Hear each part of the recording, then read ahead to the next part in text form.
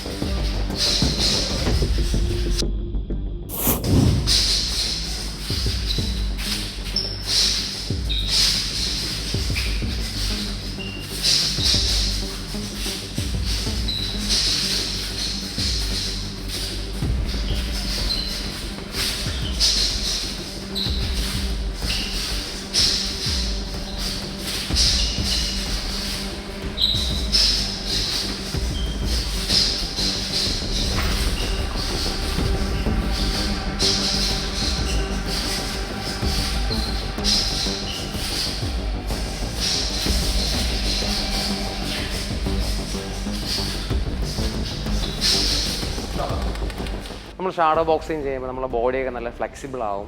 അതിനോടൊപ്പം നമ്മുടെ lamb capacity ഒക്കെ കൂടും. ഇപ്പം ബോക്സിംഗ് എന്ന് പറയുമ്പം ഫൈറ്റിങ്ങിന് മാത്രമല്ല ഫിറ്റ്നസ്സിന് നല്ലപോലെ ചെയ്യാൻ പറ്റുന്ന ഒരു സ്പോർട്ടാണ്. സോ എല്ലാ ആൾക്കാരും ഇത് ട്രൈ ചെയ്യുക. നിങ്ങൾക്ക് ഫിറ്റ്നസ്സിന് വേണ്ടിയാണെങ്കിൽ ഓക്കെ, നമുക്ക് ഈ വീഡിയോ കണ്ട കാര്യങ്ങൾ ചെയ്താൽ മതി. പക്ഷേ നിങ്ങൾക്ക് ഒരു റിയലി ഒരു പ്രോ ബോക്സിങ്, ഒരു അമച്ചർ ബോക്സിങ് ഫൈറ്റിങ്ങിലോട്ട് പോകണമെങ്കിൽ നിങ്ങൾ അടുത്തുള്ള നല്ലൊരു ക്ലബ്ബ് നോക്കി നിങ്ങൾ ജോയിൻ ചെയ്യും.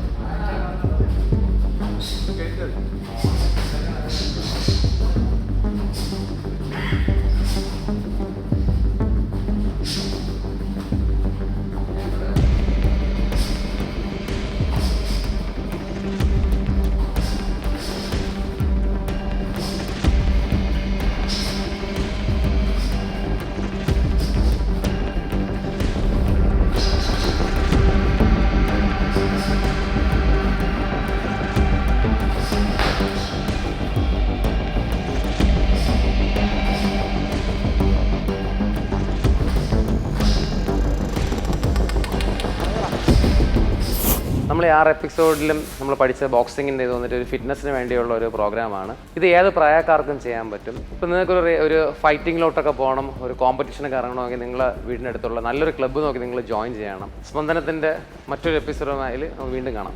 നമസ്കാരം, സ്പന്ദനത്തിൻ്റെ പുതിയൊരു എപ്പിസോഡിലേക്ക് സ്വാഗതം. ഇന്ന് നമ്മൾ സ്പോർട്സ് റിലേറ്റഡ് ആയിട്ടുള്ള ഇഞ്ചുറീസ് അല്ലെങ്കിൽ സ്പോർട്സ് കണ്ടീഷൻസിനെ പറ്റി, സ്പോർട്സ് ഇഞ്ചുറീസിനെ പറ്റി തന്നെ സംസാരിക്കുന്നത്. ഞാൻ കുറേ കാലമായിട്ട് കേരള ക്രിക്കറ്റ് അസോസിയേഷനിൽ പല കാറ്റഗറി ടീമിൻ്റെ ഫിസിയോ ആയിട്ട് വർക്ക് ചെയ്തിട്ടുള്ള ആളാണ്. അപ്പോൾ നമ്മുടെ ക്ലിനിക്കും അങ്ങനെ ഒരു സ്പോർട്സ് ഇഞ്ചറി ബേസ്ഡ് ആയിട്ടുള്ള ഒരു ക്ലിനിക്കാണ്. നമ്മുടെ കവടിയാറുള്ള പലസ്ട്ര പെർഫോമൻസ് ആൻഡ് റീഹാബ്. അപ്പോൾ അവിടെ നമ്മൾ ഒരു 7 കൊല്ലം മുന്നേ ഇതേപോലെ സ്പോർട്സ് ബേസ്ഡ് ആയിട്ടുള്ള ഒരു ക്ലിനിക്ക് തുടങ്ങിയത്. അപ്പോൾ നമുക്ക് ഇവർക്കെന്ന് പറഞ്ഞാൽ കുറച്ചുകൂടെ ഒരു സ്ട്രെങ്തനിങ് കൂടുതൽ ആവശ്യമുണ്ട്. സാധാരണ ആൾക്കാർക്ക് നടക്കാനോ സ്റ്റെപ്പ് കയറാനൊക്കെ ആവശ്യമായ ബലം മതി. ഇവർക്ക് വീണ്ടും കളിക്കാൻ വേണ്ടിയിട്ട്, വീണ്ടും പഴയ പെർഫോമൻസിലെത്താൻ വേണ്ടി അത്രയും സ്ട്രെങ്തിലേക്ക് ബിൽഡ് ചെയ്തുകൊണ്ട് വരണം. അപ്പോൾ നമ്മളതൊരു ജിമ്മ് സെറ്റപ്പും കൂടെ ചേർന്നുള്ള റീഹാബ് രീതിയാണ് നമ്മൾ ചെയ്യുന്നത്. ഇവർക്ക് ബാക്കിയുള്ളവർക്ക് ഇനാക്ടിവിറ്റിയാണ് പ്രശ്നമെങ്കിൽ ഇവർക്ക് ആക്ടിവിറ്റി ഒരുപാടുണ്ടായ കാരണം അതിനെ ഒന്ന് ബാലൻസ് ചെയ്യാൻ വേണ്ടിയിട്ട്, അതായത് ഇവരുടെ ഒരു വർക്ക് ലോഡ് മാനേജ്മെൻറ്റ് ചെയ്യുന്നത് വളരെ അത്യാവശ്യമാണ്. കാരണം ഇവർക്ക് ഇഞ്ചുറി വന്നു കഴിഞ്ഞാൽ ചിലപ്പോൾ ഒരു നല്ല ടിയറോ എന്തെങ്കിലും ആയിപ്പോവും. അപ്പോൾ അതിന് ബെസ്റ്റ് എന്ന് പറയുന്നത് ഇവരെ ആദ്യമേ മസ്കുലോ സ്കെലറ്റൽ സ്ക്രീനിങ് എന്ന് പറയും. അപ്പോൾ നമ്മുടെ മൊത്തത്തിൽ നമ്മുടെ ജോയിൻ റേഞ്ച് ഓഫ് മോഷൻ അല്ലെങ്കിൽ മസിൽ റേഞ്ച് ഓഫ് മോഷൻ, നമ്മുടെ പല മസിൽസിൻ്റെ സ്ട്രെങ്ത്, ഇതെല്ലാം നമ്മൾ അസസ് ചെയ്യാൻ പറ്റാതെ. അപ്പോൾ ഇതിൽ നിന്ന് നമുക്ക് ഇവർക്ക് പ്രോപ്പർ ഒരു റീഹാബ് ട്രെയിനിങ് ചെയ്യിപ്പിച്ചിട്ട് ഇവർക്ക് ബോഡി കുറച്ചുകൂടെ പെർഫെക്റ്റ് ആയി കഴിഞ്ഞാൽ ഇവരുടെ പെർഫോമൻസും നല്ല രീതിയിൽ, അതായത് മാക്സിമം ഔട്ട്പുട്ട് ഇവരുടെ ബോഡിയിൽ നിന്ന് എടുക്കാൻ പറ്റും, കൂടുതൽ എഫിഷ്യൻ്റായിട്ട് വർക്ക് ചെയ്യാൻ പറ്റും. അതിന് വേണ്ടിയിട്ട് ഇങ്ങനൊരു സ്ക്രീനിങ്ങും അതിനുശേഷമുള്ള ഒരു ഇതണക്ക് റീഹാബ് ട്രെയിനിങ് പ്രോട്ടോക്കോൾ ചെയ്ത് കഴിഞ്ഞ് കഴിഞ്ഞാൽ വളരെ നല്ല ഇതാണ്. പിന്നെ ഇവരുടെ വർക്ക് ലോഡ് മാനേജ്മെൻറ്റ്, ഇവർക്ക് കൂടുതലും ഇപ്പം ഇവർക്ക് ജിമ്മ് ചെയ്യുന്നുണ്ടാവും, പിന്നെ ഇവർ പ്രാക്ടീസും പിന്നെ ഇവരുടെ കളിയും എല്ലാം കാണും, എല്ലാം ഇവൻറ്റും എല്ലാം നടക്കുമ്പം ഇതെല്ലാം കൂടെ ഓവറാവാൻ പാടില്ല. അപ്പോൾ ഇവർ ഒരു സീസൺ അല്ലാത്ത സമയത്ത് മാക്സിമം സ്ട്രെങ്ത് ബിൽഡ് ചെയ്യാൻ നോക്കുക. സീസൺ ആവുന്ന സമയത്ത് സ്ട്രെങ്ത് ബിൽഡ് ചെയ്യുന്നത് ഒന്ന് ഒഴിവാക്കിയിട്ട് മസിൽ ബിൽഡ് ചെയ്യാന്നുള്ള ഒഴിവാക്കിയിട്ട് നമ്മളൊരു വളരെ ഇപ്പം ബാൻഡ് ഉപയോഗിച്ചിട്ടോ അല്ലാതെ ചെറിയ ആക്ടിവിറ്റീസൊക്കെ, അല്ലാതെ ചെറിയ എക്സസൈസൊക്കെ, അല്ലെങ്കിൽ ലൈറ്റായിട്ടുള്ള വെയിറ്റ് വെച്ചിട്ടോ ഒക്കെ കുറച്ച് അത്യാവശ്യത്തിന് എക്സസൈസ് മാത്രം, അതും ഇപ്പം ഒരുപാട് അടുപ്പിച്ച് മാച്ചസോ ഇതൊക്കെ ഉണ്ടെങ്കിൽ അതിനെ നമ്മളൊന്ന് മാച്ചസിൻ്റെ ഇൻറ്റൻസിറ്റി അനുസരിച്ചിട്ട് ഓരോരുത്തർക്ക് ഇൻഡിവിജ്വലൈസ്ഡ് ആയിട്ട് ഓരോ പ്ലാൻ സെറ്റ് ചെയ്താലേ ഇവർക്ക് മാക്സിമം പെർഫോമൻസും കിട്ടും. ഇവർക്ക് മാക്സിമം ഇഞ്ചറി കുറച്ചുകൊണ്ട് മാക്സിമം നമുക്ക് ഇവരുടെ കരിയർ മുന്നോട്ട് പോകത്തുള്ളൂ. ഇവർക്ക് അല്ലാതെ ഇപ്പം നോർമൽ ആൾക്കാർക്ക് ഇതാണെങ്കിൽ ജോയിൻറ്റും ടെൻഡനും സ്ട്രെയിനും ഒക്കെ ആണെങ്കിൽ ഉണ്ടാവും. ഇവർക്ക് അതെല്ലാം തന്നെ ഉണ്ടാവുന്നത് ഇവരുടെ ആക്ടിവിറ്റിയിലും അതെല്ലാം ഉണ്ടാവും. പക്ഷേ അത് കൂടാതെ ഇവർക്ക് മസിൽ ടിയറുകൾ ഉണ്ടാവും. ഇപ്പോൾ ഹാംസ്ട്രിങ് മസിൽ, ക്വാഡ്രിസെപ്സ് മസിൽ, അതിൻ്റെ മസിൽ ടിയർ ഉണ്ടാവും. ഈ മറ്റേ സ്പോണ്ടൈലോലിസ്റ്റിസിസ് എന്ന് പറഞ്ഞ സംഭവം, അതായത് ഒരു വെർട്ടിബ്രേ മറ്റേ വെർട്ടിബ്രയുടെ മണ്ടയിൽ നിന്ന് തെന്നി നീങ്ങുന്ന അതുപോലുള്ള പ്രശ്നങ്ങൾ. നോർമൽ ആൾക്കാരില്ലാതെ ഇവർക്ക് കൂടുതൽ വരുന്നത് മസിൽ ടിയറുകളും ഇങ്ങനെയുള്ള പ്രശ്നങ്ങളുമാണ് കൂടുതലുണ്ടാകുന്നത്. അപ്പോൾ ഇതണക്ക് വർക്ക് ലോഡ് കൂടുതൽ കാരണം ഉണ്ടായതാവാം. പിന്നെ നമ്മൾ വർക്ക് ലോഡ് അത്രയ്ക്കങ്ങ് വർക്ക് ലോഡ് കൂടിയാൽ മാത്രമേ ഉള്ളൂ പ്രശ്നം വരുന്ന. അല്ലാതെ പ്രശ്നം വരുന്നവർക്ക് കൂടുതലും ഈ ഒരു ഒരു ജോയിൻറ്റ് മൊബിലിറ്റി, ഇപ്പം ആംഗിൾ മൊബിലിറ്റി കുറവായ കാരണം മുട്ടിനും നടുവിനുമൊക്കെ പ്രശ്നം വരും.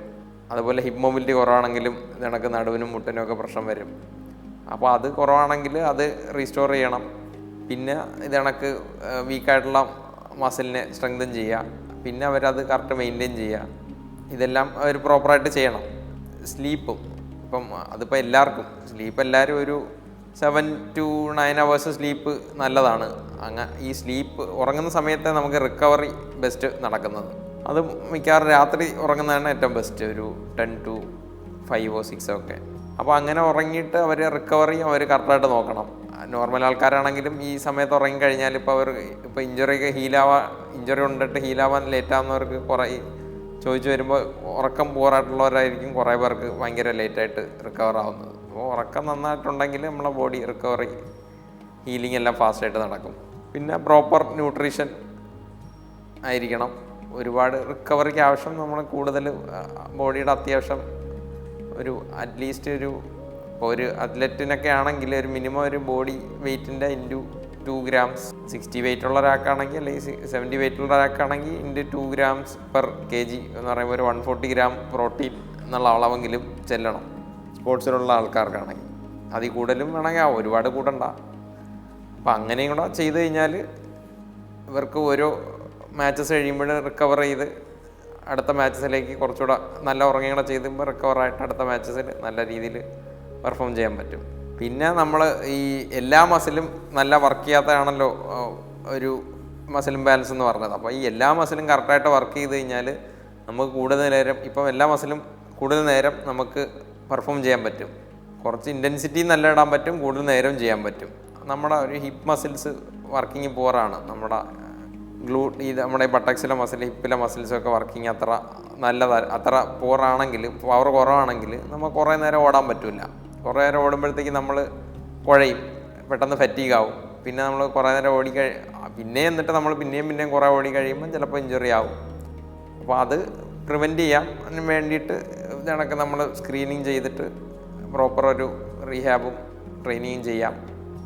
ഇലക്ട്രോലൈറ്റ്സ്, അതായത് ഒരുപാട് വിയർക്കുന്നുണ്ട്, നമുക്ക് ഇലക്ട്രോലൈറ്റ്സ് അത്യാവശ്യം നന്നായിട്ട് കൺസ്യൂം ചെയ്യണം.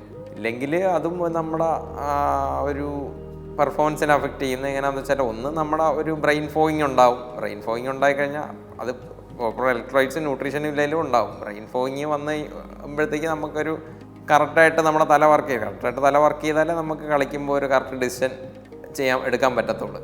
ഇപ്പോൾ ഒരു സ്പ്ലിറ്റ് സെക്കൻഡിൽ ഒരു ഡിസിഷൻ എടുത്താണല്ലോ നമ്മളൊരു സ്പോർട്സിലൊരു ടാസ്ക് അല്ലെങ്കിൽ ഒരു മൂവ് നടത്തുന്നത്.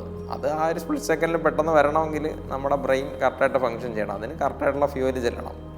അപ്പം അതിനകത്ത് ഫുഡ് പോലെ തന്നെ ഇലക്ട്രോലൈറ്റ്സ് നമ്മൾ മെയിൻറ്റെയിൻ ചെയ്യാനായിട്ട് നമ്മൾ നല്ല വിയർക്കുവാണെങ്കിൽ നമ്മൾ രാവിലെ മുതലേ അപ്പോൾ ഇലക്ട്രോലൈറ്റ്സ് നമുക്ക് മേടിക്കാൻ കിട്ടും. അത് വെള്ളത്തിൽ ആഡ് ചെയ്ത് കഴിക്കാം.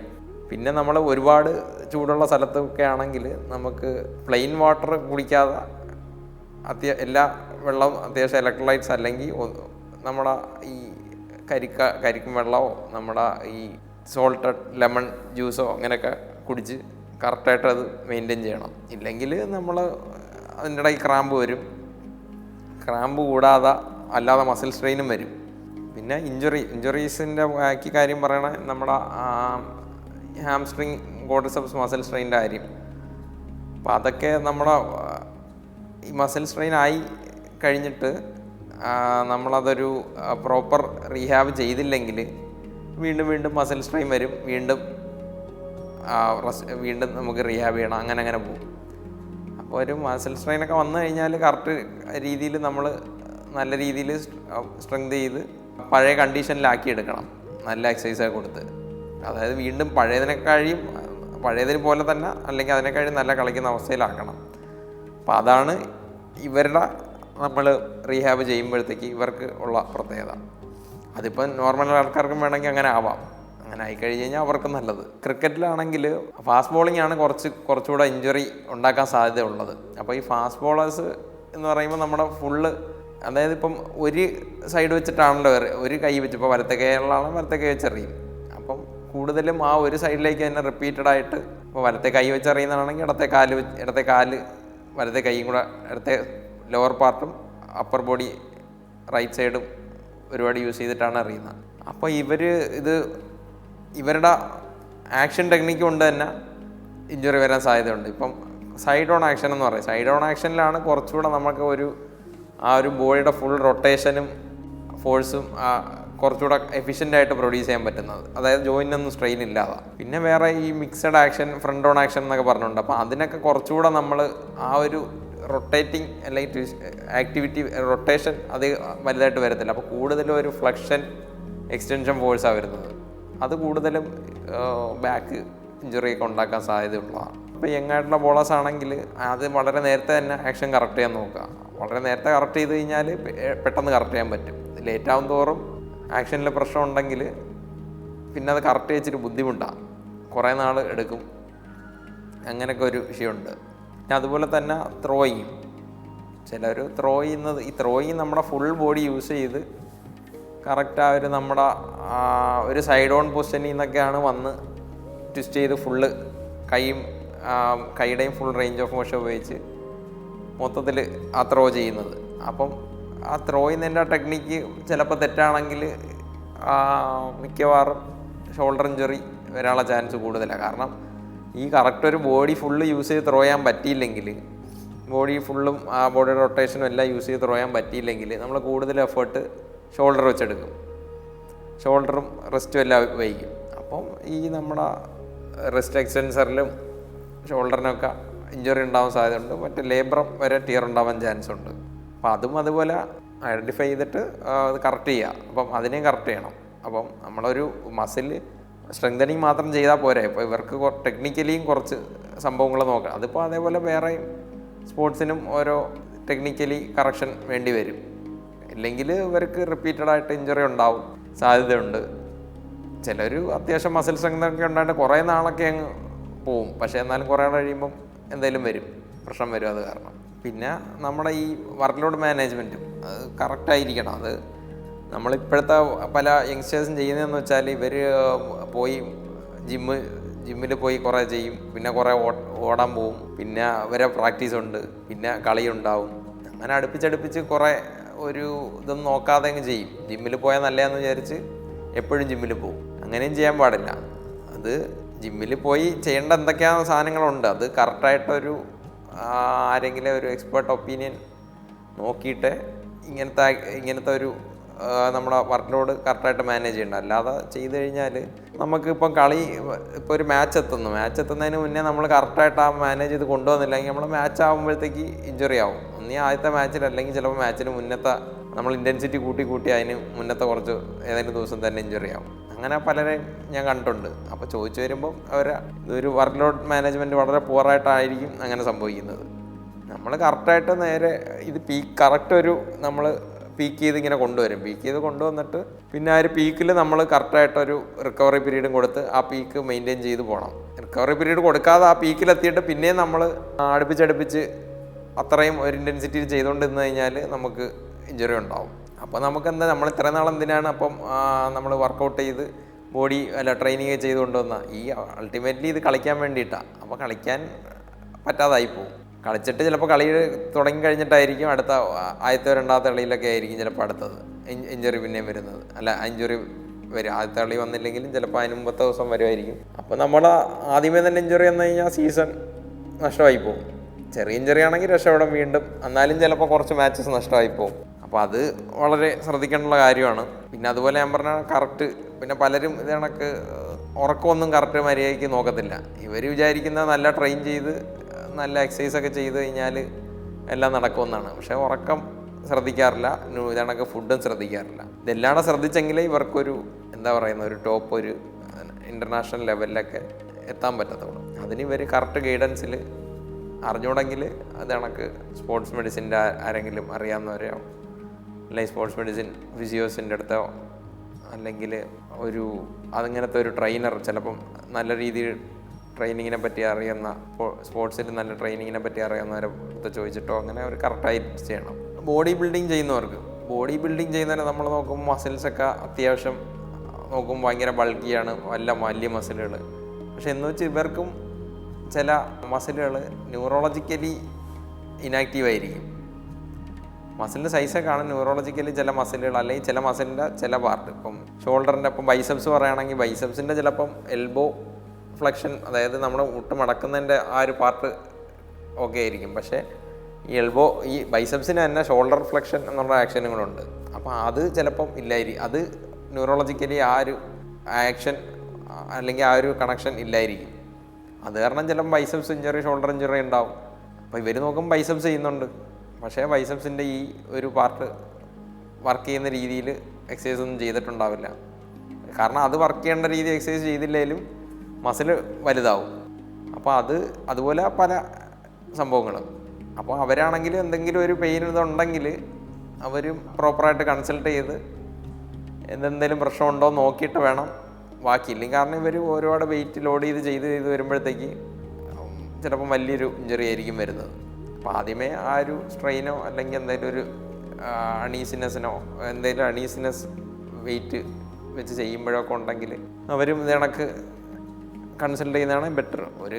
ആദ്യമേ കൺസൾട്ട് ചെയ്താൽ ബെറ്റർ. പിന്നെ ആണെങ്കിൽ വലിയ പ്രശ്നത്തിലോട്ട് പോകും. ആദ്യമേ ഇപ്പോൾ പൈസയുടെ ആണെങ്കിൽ ആദ്യം കൺസൾട്ട് ചെയ്താൽ ചിലപ്പോൾ ഒരു സെഷൻ വന്നാൽ മതിയായിരിക്കും. അപ്പോൾ കുറച്ച് കറക്റ്റ് എക്സസൈസ് ചെയ്തിട്ട് അവർക്ക് ബാക്കി കണ്ടിന്യൂ ചെയ്യാം. പിന്നെ വരുമ്പോഴത്തേക്ക് പിന്നെ ചിലപ്പോൾ അത് വലിയൊരു കറക്ഷനായിരിക്കും. അത് ചെയ്യാൻ കൂടുതൽ സമയമെടുക്കും റിക്കവറായി വരാൻ. പിന്നെ നമ്മുടെ ഫുട്ബോൾ പ്ലെയേഴ്സിന് അവർക്ക് കൂടുതലും ഈ ഒരുപാട് നീ ഇഞ്ചുറീസ് ഉണ്ടാവാറുണ്ട്. അവർക്ക് കൂടുതലും ഉണ്ടാകുന്നതെല്ലാം ഈ കൊളിഷൻ കാരണവും ഒക്കെയാണ്. കാരണം അത് കുറച്ച് ഭയങ്കര കോണ്ടാക്ട് സ്പോട്ട് ആയതുകൊണ്ട് അങ്ങനെയുള്ള ഇഞ്ചുറീസ് കൂടാൻ സാധ്യത. അത് നമുക്കൊന്നും ചെയ്യാൻ പറ്റത്തില്ല. അത് കുറച്ച് ബുദ്ധിപൂർവ്വം കൊളിഷൻ ഉണ്ടാവാത്ത രീതിയിൽ ചില സമയത്ത് കളിക്കുന്നത് ആ ഒരു സ്ട്രാറ്റജിക്കലി ഒന്ന് പ്ലാൻ ചെയ്ത് കളിച്ചാൽ അങ്ങനെയുള്ള സംഭവങ്ങൾ ഒഴിവാക്കാൻ പറ്റും. അല്ലാതെ ബാക്കി നേരത്തെ പറഞ്ഞ കണക്ക് ഇവർക്കും ഇത് കണക്ക് സ്ട്രോങ് ആയിട്ട് മസിൽസ് എല്ലാം സ്ട്രോങ് ആയിട്ട് വെച്ചാൽ തന്നെ മാക്സിമം പെർഫോം ചെയ്യാൻ പറ്റും. ഇഞ്ചറി ഇല്ലാതെ പെർഫോം ചെയ്യാൻ പറ്റും. കറക്റ്റ് വർക്ക് ലോഡ് മാനേജ് ചെയ്യണം. അപ്പോൾ അതൊക്കെ ഈ നമ്മുടെ ഇപ്പോൾ റൊണാൾഡോ മെസ്സിയൊക്കെ അവരൊക്കെ ഇപ്പോഴും കളിക്കുന്നത് തന്നെ അവർക്ക് ഇതൊക്കെ ഒരു പെർഫെക്റ്റായിട്ട് ചെയ്യുന്നുണ്ടാണ്. അവർക്ക് വേറെ പ്രശ്നമൊന്നും ഇല്ലാത്തത്. അവർക്ക് വലിയ ഇഞ്ചുറി ഒന്നും കാണത്തില്ല. അവർക്ക് വലിയ ഇഞ്ചുറി ഒന്നും വരുന്നതായിട്ട് നമ്മൾ കണ്ടിട്ടുമില്ല. ഇപ്പം നമ്മൾ സ്പോർട്സിൽ ഇപ്പോൾ ഒരു ടീമിൻ്റെ കൂടെ നമ്മൾ ഫിസിയോ പോകാറുണ്ട്. ഇപ്പം നമ്മുടെ കേരള ടീമാണെങ്കിലും ഏത് സ്റ്റേറ്റ് ടീംസിലെല്ലാം ഉണ്ട്. സ്റ്റേറ്റ് ടീംസ് തൊട്ട് പിന്നെ അങ്ങോട്ട് എല്ലാം കാണും. പിന്നെ ലീഗ് ഇപ്പം നമ്മുടെ ക്രിക്കറ്റ് ലീഗുകളായാലും ഫുട്ബോൾ ലീഗുകളായാലും എൻ്റെ കൂടെ എല്ലാം ഫിസിയോ ആണ്. എന്തിനാന്ന് വെച്ചാൽ ഇപ്പം ഇവർക്ക് ഇതണക്ക് എന്തെങ്കിലും പ്രശ്നം ഉണ്ടായി അപ്പോൾ അതിനെ നമ്മളിപ്പം അപ്പം തന്നെ എന്തെങ്കിലും ഒരു ഇമ്മീഡിയറ്റ് റെമഡി ഉണ്ടെങ്കിൽ ആ ഇമ്മീഡിയറ്റ് റെമഡി ചെയ്ത് കളി കണ്ടിന്യൂ ചെയ്യാൻ പറ്റുമോ നോക്കും. പിന്നെ എന്തെങ്കിലും പ്രശ്നമുള്ള ഇഞ്ചറിയാണ്, അത് കൂടുതൽ പ്രശ്നമാവുന്നതാണെങ്കിൽ കളിയിൽ നിന്ന് അവരെ മാറ്റുക എന്നുള്ളതാണ്. അതിന് വേണ്ടിയിട്ടാണ് കൂടെ ഉള്ളത്. പിന്നെ ഇപ്പം നമ്മളെ ക്രിക്കറ്റിലൊക്കെ ആണെങ്കിൽ നമുക്ക് ഇടയ്ക്ക് സമയമുണ്ടാവും. അപ്പോൾ ഇവർക്ക് തിരിച്ച് കയറിയിട്ട് നമുക്കിത് എന്തോന്നും പെട്ടെന്ന് അസസ് ചെയ്തിട്ട് ഇപ്പം നമുക്ക് ടേപ്പ് ഉപയോഗിക്കാം. ഈ കൈനസിയോ ടേപ്പ്, ഡൈനാമിക് ടേപ്പ് എന്നൊക്കെ പറഞ്ഞ് നമുക്ക് ടേപ്പിംഗ് കണ്ടിട്ടുണ്ടാകും ചില പ്ലെയേഴ്സിൻ്റെയൊക്കെ പുറത്ത് ഒട്ടിച്ചേക്കുന്ന. അപ്പോൾ നമുക്ക് അതൊക്കെ യൂസ് ചെയ്തിട്ട് കുറച്ച് കറക്ഷൻ ചെയ്യാൻ പറ്റും. അപ്പോൾ ഈ ടേപ്പിൻ്റെ സപ്പോർട്ടിൽ നമുക്ക് കുറച്ച് മസിലിൽ വരുന്ന ലോഡ് നമ്മൾ ടേപ്പ് ഉപയോഗിക്കുന്ന കാരണം അതിലും ആ ഒരു മസിലിൻ്റെ ലോഡ് കുറഞ്ഞ് കിട്ടും, അല്ലെ ആ ഒരു ജോയിനിൽ വരുന്ന ലോഡ് കുറഞ്ഞ് കിട്ടും. പിന്നെ അത് കറക്റ്റ് ചെയ്ത് ഒട്ടിക്കുമ്പോഴത്തേക്ക് ആ ഒരു പുവർ മെക്കാനിക്സ് ഞാൻ പറഞ്ഞില്ല, ഒരു മെക്കാനിക്കൽ അതായത് ഒരു മസിൽ ഇംബാലൻസ് കാരണം ചിലപ്പോൾ ഒന്ന് പ്രോപ്പറായിട്ട് വർക്ക് ചെയ്യാത്ത മസിലിനെ സപ്പോർട്ട് ചെയ്യാൻ വേണ്ടിയിട്ട് ടേപ്പ് ഉപയോഗിക്കാം. അപ്പോഴത്തേക്ക് അവർക്ക് കളിയിൽ ബാക്കി കണ്ടിന്യൂ ചെയ്യാൻ പറ്റും. പിന്നെ നമുക്ക് ഈ നീഡ്ലിങ് എന്നൊക്കെ പറഞ്ഞ് ഡ്രൈ നീഡ്ലിങ് എന്നൊക്കെ പറഞ്ഞ് ചെയ്യും. അതൊക്കെ ചിലപ്പോൾ ഇമ്മീഡിയറ്റ് ചിലപ്പം ചില മസിൽ കയറി സ്പാസമായിട്ടിരിക്കും എന്തെങ്കിലും ജെർക്ക് കാരണം. അപ്പോൾ നമുക്ക് ഇമ്മീഡിയറ്റായിട്ട് ഈ ഡ്രൈ നീഡ്ലിങ് ഉപയോഗിച്ചിട്ടൊക്കെ നമുക്ക് ഇമ്മീഡിയറ്റായിട്ട് സ്പാസം കുറിച്ചിട്ട് അവരെ മാച്ചിൽ കണ്ടിന്യൂ ചെയ്യിക്കാൻ പറ്റും. അങ്ങനെ കുറേ സ്പോർട്സിൽ അങ്ങനെയൊക്കെ നമ്മുടെ സ്പോർട്സ് ഫിസിയോ പോകുന്നതുകൊണ്ട് അങ്ങനെ ടീമിൻ്റെ ഒപ്പം ഉണ്ടായതുകൊണ്ട് ആണ് ഇങ്ങനെയൊക്കെ കുറേ കാര്യങ്ങൾ ചെയ്യാൻ പറ്റുന്നത്. അതില്ലെങ്കിൽ ഇത് കണക്ക് ഒന്ന് ഇഞ്ചുറി വലുതാവും, അല്ലെങ്കിൽ അതന്നെ ഉള്ള പെയിൻ വന്നിട്ട് അത് വെച്ചിട്ട് കളിച്ചിട്ട് വലുതാവും. ഫിസിയോ ഉണ്ടെങ്കിൽ അത് വലുതാവാത്ത രീതിയിൽ എന്ത് ചെയ്യാം എന്ന് പ്ലാൻ ചെയ്ത് അല്ലെ അതിനുള്ള മെഷേഴ്സ് ചെയ്തിട്ട് കളിപ്പിക്കാം. ഇല്ലെങ്കിൽ ഇത് കണക്ക് ആ ഇഞ്ചുറി വലുതാവും. അത് കാരണം ആ ഇഞ്ചുറി വെച്ച് കളിക്കുന്ന കാരണം പെർഫോമൻസ് കറക്റ്റായിട്ട് കിട്ടത്തില്ല. കാരണം അതിനൊരു പെയിൻ മിനിമൈസ് ചെയ്യാൻ വേണ്ടി എന്തെങ്കിലും സ്ട്രാറ്റജി ചെയ്യാതെ കളിച്ച് കഴിഞ്ഞാൽ അത് വെച്ചിട്ട് വലിയ പെർഫോമൻസ് എടുക്കാൻ പറ്റില്ല. മൊത്തത്തിൽ കളിയെ അഫക്റ്റ് ചെയ്യും, ടീമിനെ അഫക്റ്റ് ചെയ്യും. ഇപ്പം എല്ലാ ടീമിലും ഇതണക്ക് ഇമ്പോർട്ടൻ്റ് ആയിട്ട് ഫിസിയോ ഉണ്ട്. മെയിനായിട്ട് ഈ സ്റ്റേറ്റ് ടീം മുതലാണ് ഉള്ളത്. അപ്പോൾ ഈ എപ്പിസോഡിൽ നമ്മൾ സ്പോർട്സിൽ വരുന്ന ഇഞ്ചുറീസും അവർ ചെയ്യേണ്ട കാര്യങ്ങളെക്കുറിച്ചിട്ടും സംസാരിച്ചത്. മറ്റൊരു എപ്പിസോഡിൽ പുതിയൊരു ടോപ്പിക്കുമായി വീണ്ടും കാണാം.